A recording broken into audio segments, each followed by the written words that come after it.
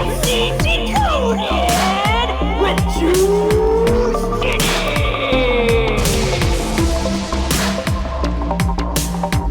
The lockdown continues. Our approach to martial law gets ever so closer, but there is a light at the end of the tunnel. The masses are waking up. My voice, my truth has been projected across the world, which has led to my followers congregating outside of their state capitals and demanding their freedom. Let my people go. That's what I say to all the tyrannical overlords sitting in their seats of power in their ivory towers at their state capitals. Listen to my soldiers in this revolution and let us free. This is Conspiracy Decoded. I am the agent of change, Juice Jennings, a.k.a. the Charlton Heston of professional wrestling.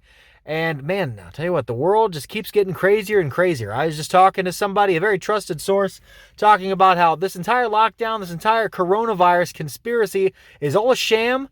All the lockdowns, all the trucking out of the military and blocking off the beaches, having all this shelter in place. It's all to prepare for a giant asteroid that will come into contact with the Earth on April 29th.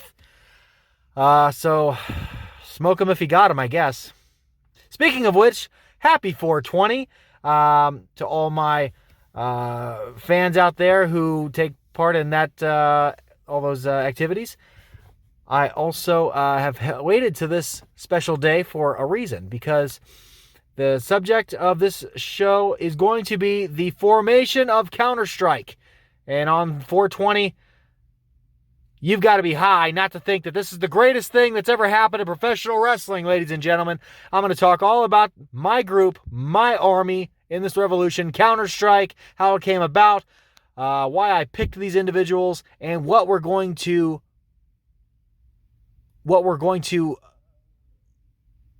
accomplish in the future.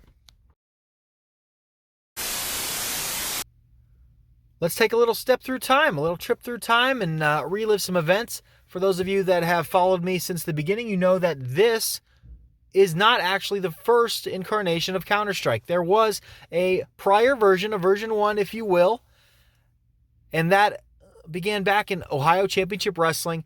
November 11th, 2017 is forever a day that will be remembered, a day of infamy. It was the day that Counter-Strike came together. It was also the day that I captured my first ever OCW Heavyweight Championship, defeating Darkstar Matt Taylor in a TLC match.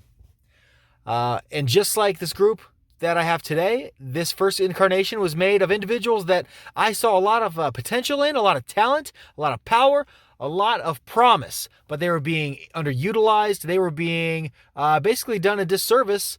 And I'll even go ahead and say it, they were being held back. They were victims of the same conspiracy that I'm a victim of, and it was my job to put them under my wing, teach them the ways of the conspiracy, and show them the truth, the light, and a possible future brighter than we could ever imagine. This first group was consisting of myself, of course, and the tag team now known as Warhorse, Crosshairs Kelly and Pat the Bruiser. Now, we came together. Like I said, I captured the OCW Heavyweight Championship, which was my goal from day one. It wasn't long after that they captured the OCW Tag Team Championships. And we reigned over OCW with the light of 1,000 suns. And it was a very profitable and amazing time for OCW. It was probably the best time of their life. But it all came crashing down. Nothing good lasts forever. And of course, another day that lasts in infamy, which date I don't actually remember, DBI 7, which was, of course, the day that I lost my OCW title. It was actually my second reign, but I lost it. Warhorse turned their back on me, and then I was, of course, kidnapped, never to be seen again, which I did to myself. And going back with Warhorse, what's even worse is that they didn't even beat me up. They didn't have the decency to punch me in the face and beat me up and look me in the eye like a man. They just stopped talking to me. That's really, Nobody likes being ghosted, even if it's stablemates. Moving forward, back to the present. The new day that will live in infamy. February 15th, 2020. We were at a new home for Elite Conspiracy Wrestling in Tiger Point, and the very first match of the night. was El Psycho Gato versus my old friend Purple Haze. Now, it goes without saying who won this match because we know who is the hand-chosen puppet of the conspiracy for the conspiratorial overlords. So Purple Haze would win the match. But I was impressed with what I saw from Gato. So I made sure that I had a seat next to him in the locker room when he came back. Oh my God. Another loss for old Kato. What have I done to make the universe mad at me? Every time I go out there, same situation, no matter how hard I try, no matter how hard. It's like someone's against me or something, like I've been blackballed. How did this even happen? God hates me. Gato. What? God's got nothing to do with it. There's no God? That's not what I'm saying. It's not your fault. Okay. There are higher powers working against you. You? No, You listen, God? listen. I will show you the way. Okay. I am a fountain of knowledge. Oh. All you have to do is drink it in. Think about it. Aren't you a bad guy? Okay. Oh. Later in the evening, we saw a newcomer come to Elite Conspiracy Wrestling, Rob Horn. Now, I had never met him before, I had never seen him in action, but I can spot a victim of the conspiracy from a mile away. Rob was served up on a silver platter. They had no thought for his well-being, for his family, for his loved ones. They sent this guy out for one purpose and one purpose only, and that was to quench the bloodlust of those savage fans at Elite Conspiracy Wrestling. They served him up to that giant Gabe Zilla. And it goes without saying, Gabe Zilla squashed the crap out of him. But I saw an opportunity. Out of that loss, I saw a chance to show Rob Horn the biggest victory of his life. So you can bet your bottom dollar that the Juice Man was waiting for him when he came back through the curtain.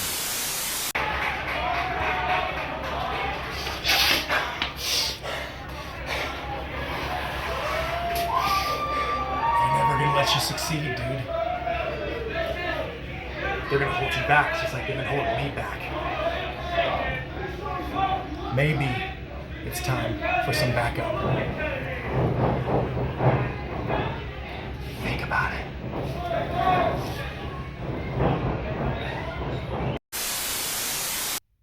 So I had planted the seeds for future revolutionary soldiers. But I wasn't done, so I hit the ring with the most dangerous weapon I can have, a microphone. And I addressed all those puppets of the conspiracy in Tiger Points Community Center, and I said, if there's anybody in this building who thinks they've got what it takes to join the revolution, come on out and let's see what you got. And for a second, I was surprised. Because what did I hear? I heard a skater punk version of Eddie Money, and I love Eddie Money, and they had to ruin it with some skater punk trash. It was Christian Blake, and I thought that Christian had seen the light. I thought he was coming out to join the revolution to make the smartest decision of his whole life. I thought he was finally going to dump that dead weight, Brett Ian Landry, and he was going to let the Juice Man show him the way. But it very quickly all fell apart because it turned out he wasn't there to join the revolution. He was there to wrestle me in a match. He actually wanted to fight me because he was looking for somebody to throw down with. Well, he was looking in the right place because I also was ready to throw down, especially once I figured out that he was out there wasting my time and he wasn't actually going to join the revolution. So we did just that. We threw down, and I beat the crap out of him. And I could have beat him all night long. I could have ended it as quickly or as long as I could have, as I wanted to. But what happened at the end? What happened? The seeds that I had planted earlier in the night have bloomed and blossomed into giant redwoods of revolution. Because out comes my new best friends, Gato, Rob Horn, and I forgot to mention Gato's friend, Shorty. All three of which surrounded the ring, started to put the squeeze on Christian Blake. And then in comes my tiny little insurance policy, Shorty, drops him with a low blow, and we start putting the boots to him. We really wear this guy out like the piece of crap that he is, because he needs to be the reminder, the example that we set to everybody that Counter-Strike is back, daddy. And anybody who wants to cross us is going to end up just like Christian Blake.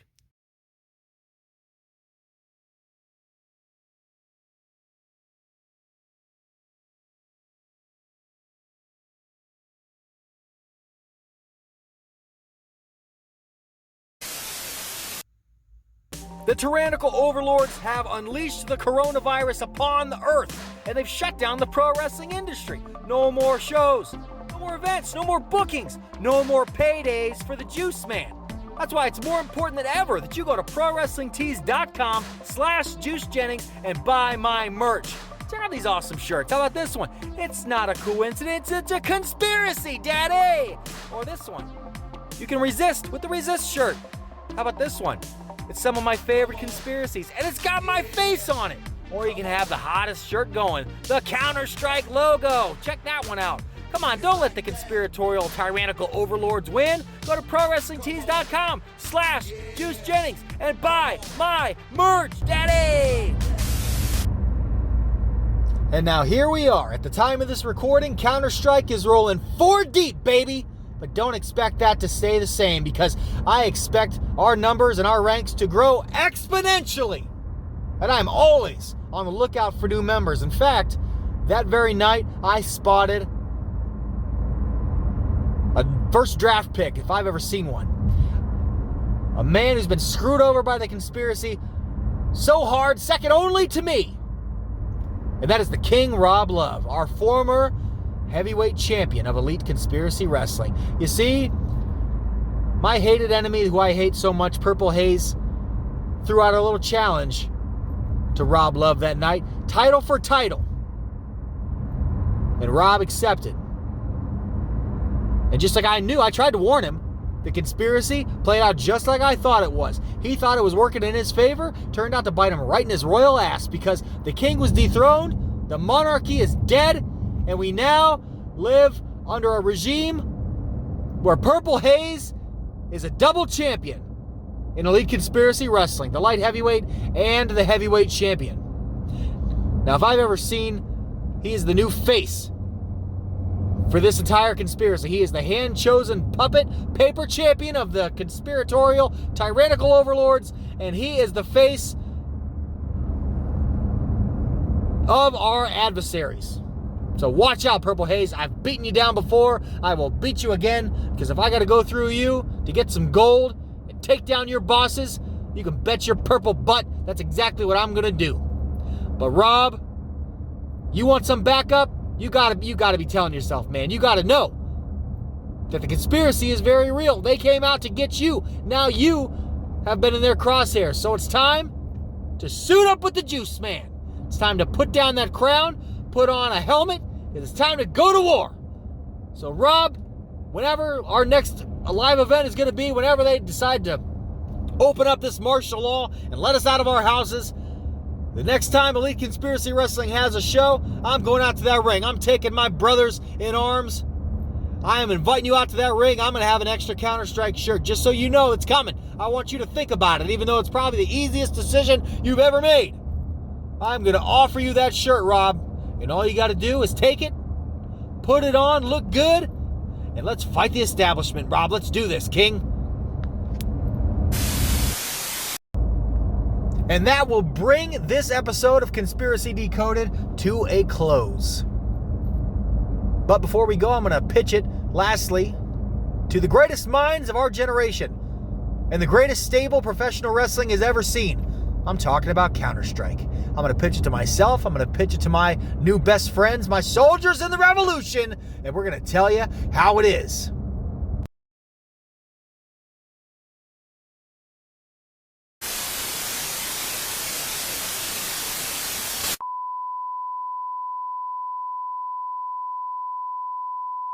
I've